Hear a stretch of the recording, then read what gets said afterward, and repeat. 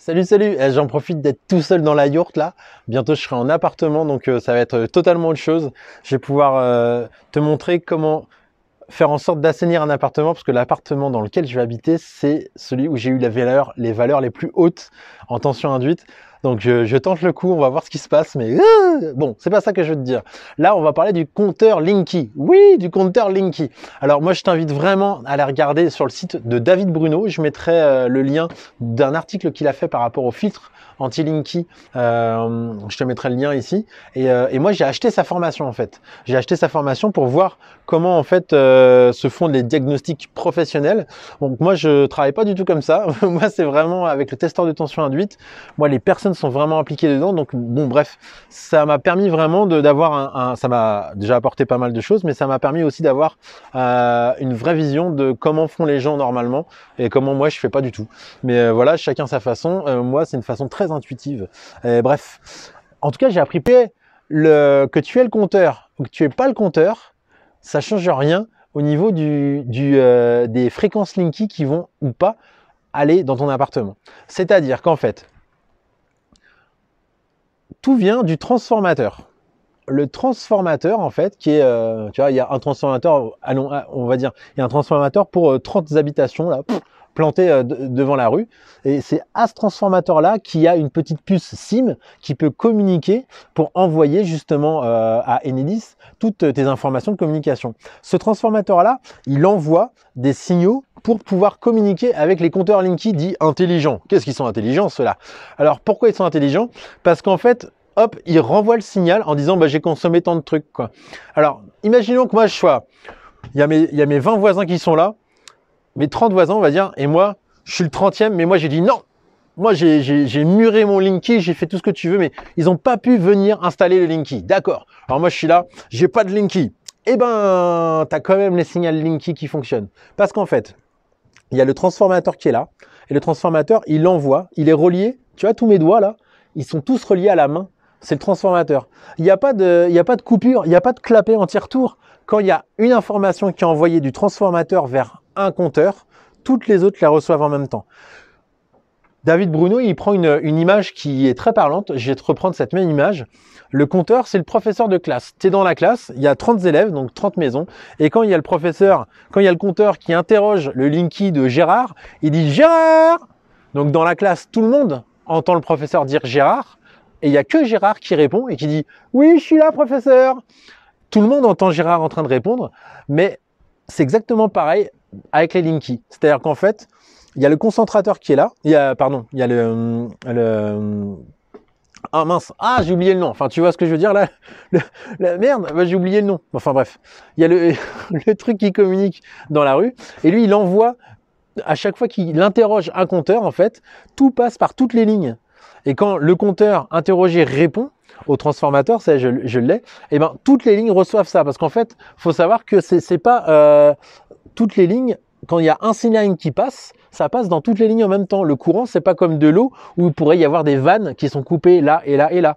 Donc en gros, il y a 30 personnes qui sont interrogées.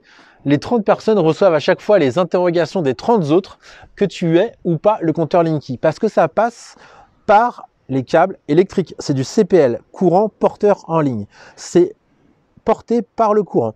Donc en gros, voilà. Donc déjà, si tu n'as pas de compteur Linky et que tes voisins en ont, eh ben c'est pas grave. Tu as quand même les fréquences du Linky qui viennent chez toi. Parce que c'est comme ça. C'est fait comme ça. J'espère que tu as compris. Tu as compris? Parce qu'après, ça va continuer à se compliquer. T'es prêt? Vas-y. Respire bien. Prends une grande respiration. Pense à la plage, les vacances et tout, et on est reparti. Alors, après, ce qui se passe, c'est les fameux filtres anti-Linky. Ouais, mais moi, je m'en fiche, parce que moi, j'ai quand même un filtre anti-Linky. Alors, tous mes voisins, ils ont leur Linky. Ok, c'est bon, il y a tout le signal qui passe et tout, j'ai compris, mais c'est pas grave, parce que moi, j'ai mon filtre anti-Linky. Eh ben non, ça marche pas non plus. Donc pareil, je vais t'envoyer le lien de l'article qui montre vraiment qu'en fait, on mesure ce signal-là, le signal du Linky, avec ou sans filtre. Ça ne change rien.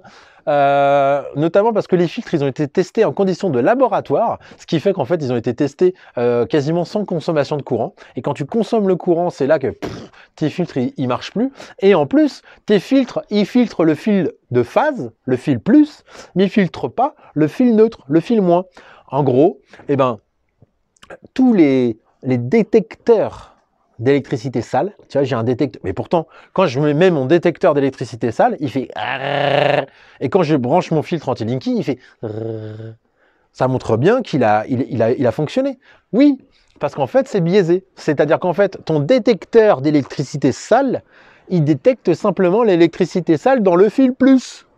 Et toi, quand tu branches ton plug, je sais pas quoi là, et ben en fait, ça filtre simplement dans le filtre plus. Et résultat, en fait, et ben tu dis, bah regarde, tu vois, il y a effectivement un filtre qui joue. Oui, mais le fil moins, il n'est pas testé. Et grâce à David Bruno, il a pu tester le fil moins, le fil de neutre, et le rayonnement passe aussi dans le fil négatif. Donc résultat, eh ben, tu as exactement les mêmes rayonnements et ton filtre, ça ne marche pas. Alors là, moi, la question que je me pose, c'est pourquoi ils filtrent pas les filtres négatifs aussi? Donc on a vu que même les filtres positifs, ça marchait pas, que c'était fait en conditions de laboratoire, que dès qu'on leur demandait un tout petit peu plus de courant, les filtres, ils tombaient quoi. C'est pour ça que d'ailleurs ils vendent des packs sur certains sites, ils te vendent des packs de 10-15 filtres à brancher dans toute la maison. Et la seule solution actuellement qui existe, c'est de blinder tes câbles. Parce qu'en fait, le rayonnement, il passe dans les câbles. Et toi, si tu blindes tes câbles, il passe par l'électricité. Si tu blindes tes câbles et que tu n'as pas le rayonnement électrique, et ben en fait, tu auras le courant porteur en ligne. Et ben il n'y a plus de courant pour porter cette onde-là. Elle est bloquée. Tu comprends? L'idée aussi, c'est d'avoir des interrupteurs de champ, c'est-à-dire couper l'électricité directement. Le soir, tu coupes l'électricité, ou alors d'avoir la solution de Jean-Philippe Carrère, les pieds à la terre, la solution Elovie, qui est des trucs, enfin voilà, tu te renseigneras si tu veux, les pieds à la terre Elovie. Bref, j'espère que ça t'a appris des trucs. Moi, j'espère que surtout que j'ai réussi à m'exprimer. J'espère surtout que j'ai réussi à exprimer ce que j'ai compris. En gros, c'est vraiment ce truc de la classe là. C'est que tu es le compteur ou pas, tout passe par les fils, parce qu'on est tous connectés, pas d'un point de vue spirituel, hein, mais aussi, mais on est tous connectés avec nos voisins, avec tout, parce que les fils électriques, il n'y a pas de clapet anti-retour. En gros, il n'y a pas de, comme des rails de chemin de fer où j'envoie le signal là, j'envoie le signal là. Non, j'envoie le signal partout, et le signal avec un certain chiffre, un certain nom, c'est que cette personne-là qui est appelée, qui répond. Et quand elle répond, tout le monde le reçoit aussi. Deuxième point, les filtres anti-Linky ne fonctionnent pas parce qu'ils sont testés dans des conditions de laboratoire où il n'y a quasiment pas de courant qui est demandé. Et dès qu'ils sont testés dans des conditions normales d'utilisation dans une maison, et ben là, ils ne fonctionnent pas. Troisième point, tous les détecteurs d'électricité sale et tous les filtres d'électricité sale ne filtrent et ne détectent cette électricité sale que dans le neutre, que dans le positif et pas dans le neutre, alors qu'ils circulent aussi dans le neutre. Autre point que David Bruno dit dans sa formation, c'est qu'à chaque fois qu'il est allé chez des personnes qui présentaient des symptômes de gêne, d'électrosensibilité et tout ça, à chaque fois, il se plaignait du Linky. Et dès qu'il a réglé les problèmes autres que le Linky, c'est-à-dire blinder les câbles, machin et tout, et ben en fait, les personnes n'avaient plus de problème. Donc en gros, ce qu'il dit, lui, c'est que c'est pas tant ça le gros problème, à son avis.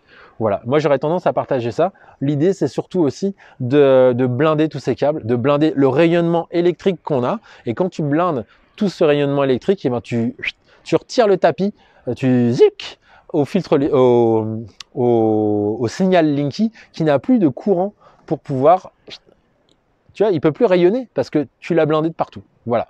Bon, écoute, je te fais un gros bisou et puis et toi, tu m'en fais un gros bisou?